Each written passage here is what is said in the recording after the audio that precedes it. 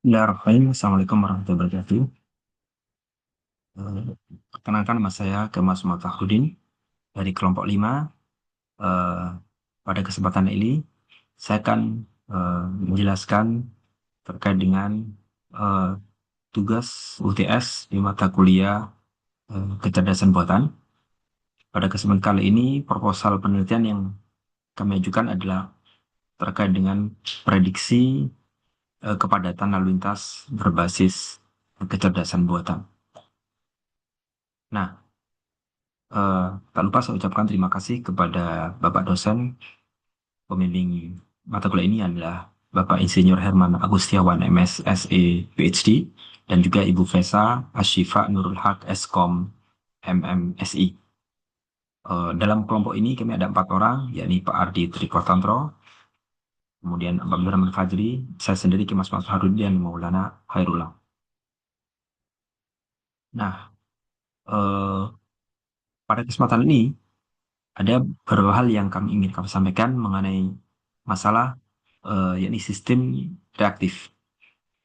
Mengapa sistem saat ini gagal?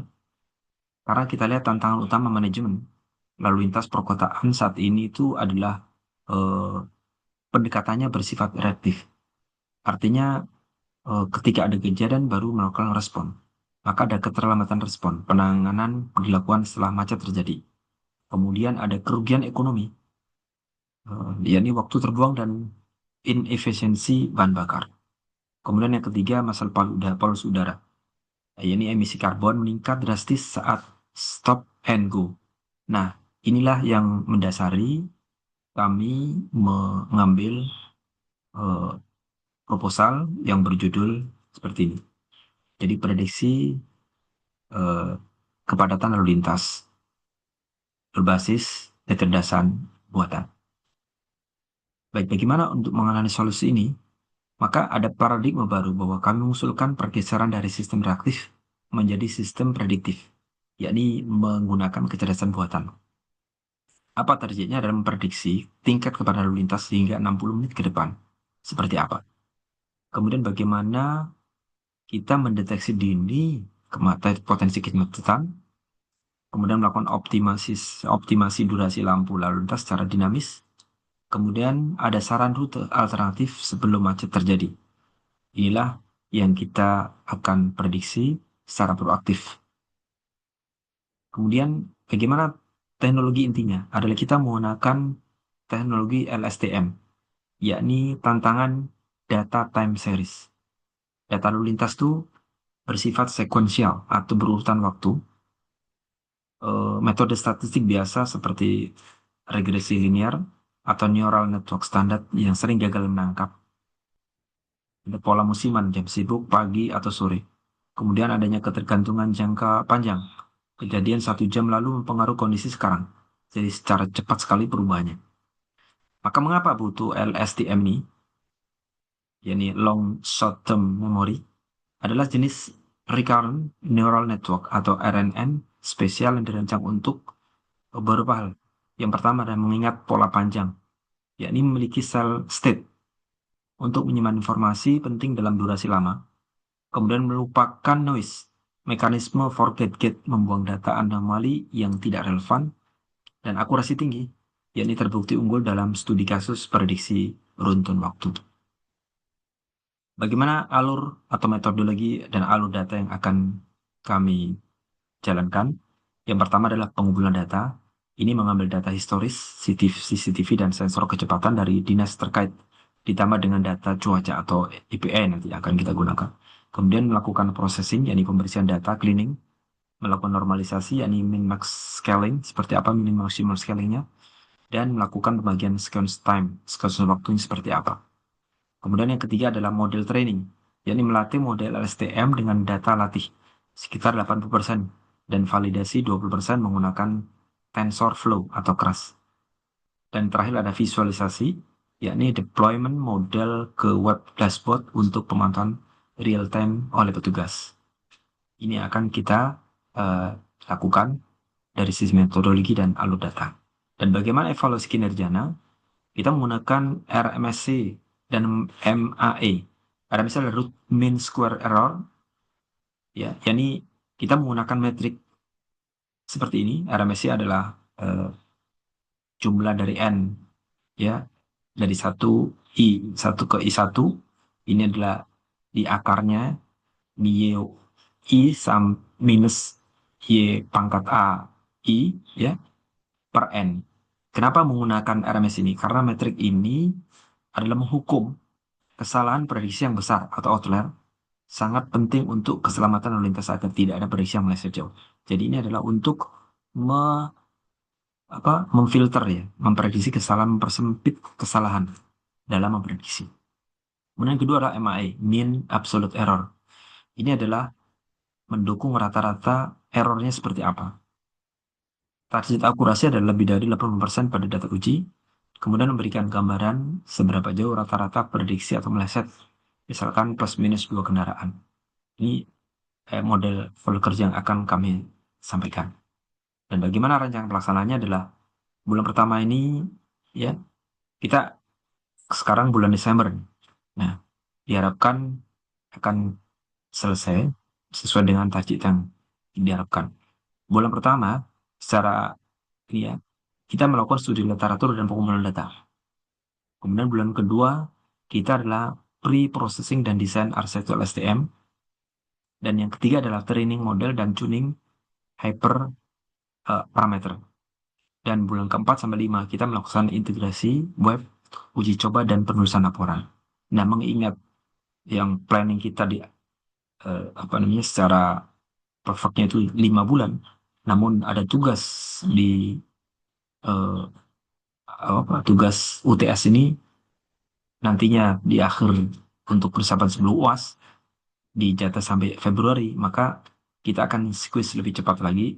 Jadi pada bulan ketiga, yakni bulan Februari, ini kita harus melakukan training model dan tuning hyper eh, parameter untuk finalisasinya, dan kita langsung melakukan integrasi web, uji coba, dan penulisan laporan. Jadi bulan keempat ini akan kita tarik ke bulan 3. Kemudian bulan 3 ini sebagian besar nanti akan kita jalankan di bulan 2, di bulan Januari berarti, ya. Sehingga di Februari, sebelum due date yang ditetapkan, kita sudah menyelesaikan penulisan laporan. Dan bagaimana dampak atau impact dari eh, kepadatan lalu lintas ini? Pertama, dari pemerintah, itu alat pendukung keputusan atau Decision Support System DSS untuk pengaturan durasi lampu merah yang presisi berbasis data. Kemudian bagi masyarakat, mengurangi waktu tempuh perjalanan hingga 20% melalui saran rute yang telah lebih efisien dan hindari kemacetan. Dan secara lingkungan adalah pengurangan emisi karbon CO2 karena berkurangnya eh, kendaraan yang berhenti lama karena kemacetan. Demikian yang bisa sampaikan, dan sesuai dengan tugasnya, eh, kita juga akan eh, memberikan proposal. Nah, ini adalah proposal kecerdasan buatan yang berusul prediksi kepadatan lalu lintas. Ini adalah lampiran 2, ya. Ini anggotanya. Nah, ini substansi usulan yang kita berikan bahwa ini sebagai abstrak prediksi kepadatan lalu lintas berbasis kecerdasan buatan. Kemudian latar belakangnya sudah ada. Seperti ada ini merupakan slide tadi merupakan kesimpulan dari apa yang ada di sini. Ini ada tujuan kegiatan, hasil kegiatan, ada dampak kegiatan atau dampaknya, kemudian ada metodologinya. Ini sudah ada diagram flowchartnya mulai dari studi literatur, processing data, hingga ke pengembangan dashboard web dan API, kemudian melakukan deployment dan uji coba user, penyusunan laporan, dan publikasi. Nah, tahapannya terdiri dari 4 tahapan sebagai analisa dan data, kemudian pengembangan model AI, kemudian tahap ketiga adalah pengembangan sistem dan integrasi, dan keempat adalah pengujian dan pelaporan. Nah, ini juga akan menentukan keselarasan dengan RAB, metode yang sejalan dengan RAB yang diujikan, di mana anggaran dialokasikan untuk sewa cloud server, kemudian biaya langganan API data cuaca, kemudian ada biaya publikasi jurnal seminar. Target luaran apapun adalah kita ada poster dan video, deskripsi, rangkaian digital sederhana, kemudian buat paper atau makalah terpublikasi. Dan ini pustaka kita masih mengkumpulin, ya. Dan kunci dari ini adalah kecerdasan buatan, deep learning, eh, lalu lintas smart atau smart city, prediksi lalu lintas dan smart city. Ini beberapa kunci yang ada di hmm, usulan kami. Nah, kemudian ini adalah jadwal kegiatan. Kita akan melakukan jadwal kegiatan. Kemarin kita sudah melakukan Zoom di week pertama, kemudian untuk menentukan judul dan substansi usulan, kemudian finalisasi proposal kecerdasan buatan, dan terakhir rapat Zoom untuk membuat YouTube video pada hari Minggu 14 Desember ini, dan upload ke LMS sesuai dengan tugas UTS mata kuliah kecerdasan buatan. Kemudian untuk TV pengusul ada 4 ya, Pak Ardi, kemudian Pak Abdurrahman, saya sendiri, Kemas Subagiri, kemudian Maulana Khairullah. Ini yang, nah ini sudah disampaikan.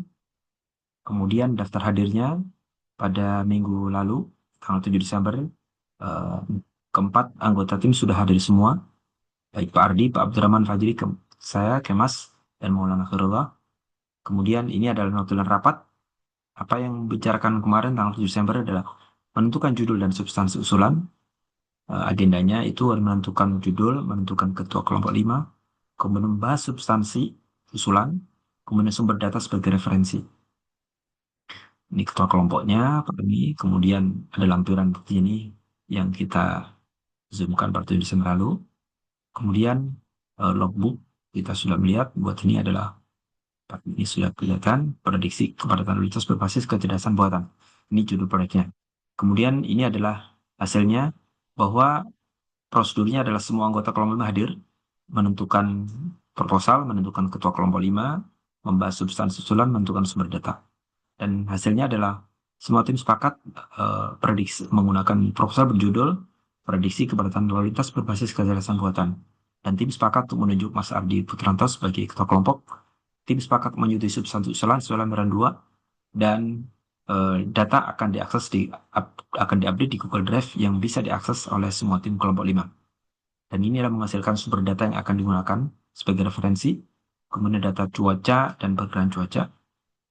Dan proyek selanjutnya adalah finalisasi proposal kecerdasan buatan dan rapat Zoom untuk melakukan upload atau video YouTube untuk dan upload LMS sesuai memenuhi kebutuhan UTS, tugas UTS mata kuliah kecerdasan buatan. Demikian yang bisa saya sampaikan. Mudah-mudahan ini bermanfaat. Bila taufiq, assalamualaikum warahmatullahi wabarakatuh. Terima kasih semuanya.